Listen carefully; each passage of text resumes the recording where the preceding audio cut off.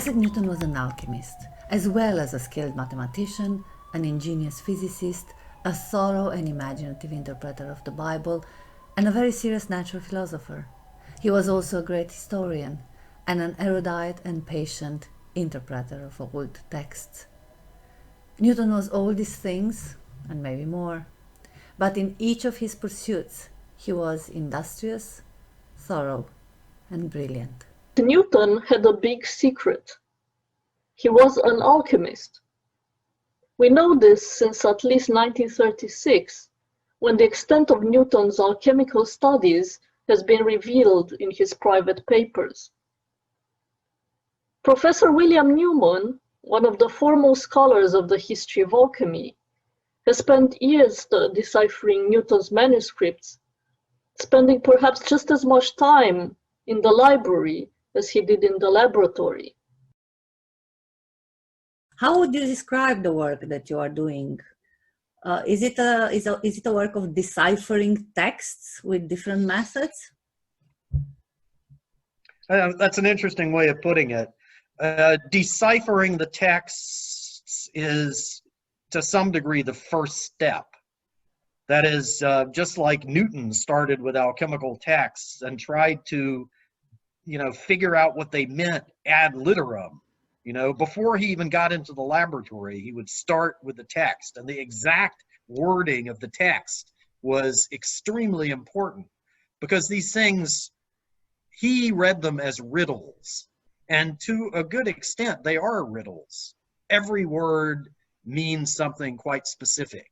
So you really have to decipher these texts on their own terms as literary documents before you can even go into the laboratory and try to reproduce them. So that's the first step, but it's a chicken and the egg problem, because in order to decipher them ad literam, you have to have a sense of what material procedures are being described. So it's a real problem of going back and forth and, doing the verbal interpretation and the material interpretation.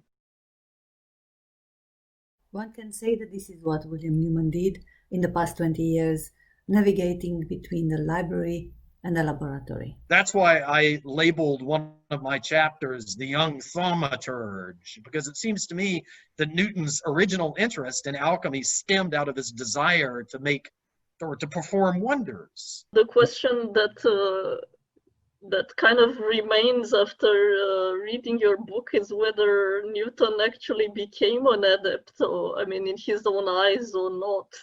I think he viewed himself as an adept in training. He was on the way, and he was actually doing interesting things in the laboratory that we still haven't entirely figured out. I'm hoping to write another book on this topic, but I've been delayed because of the virus.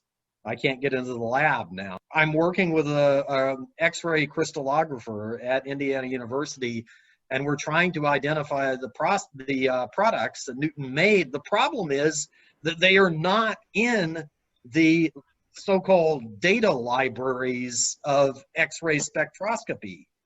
In other words, they may well be things that people haven't made since Newton. He's trying to make materials increasingly volatile so that he can arrive, he's trying to do basically nuclear physics in a chemical laboratory.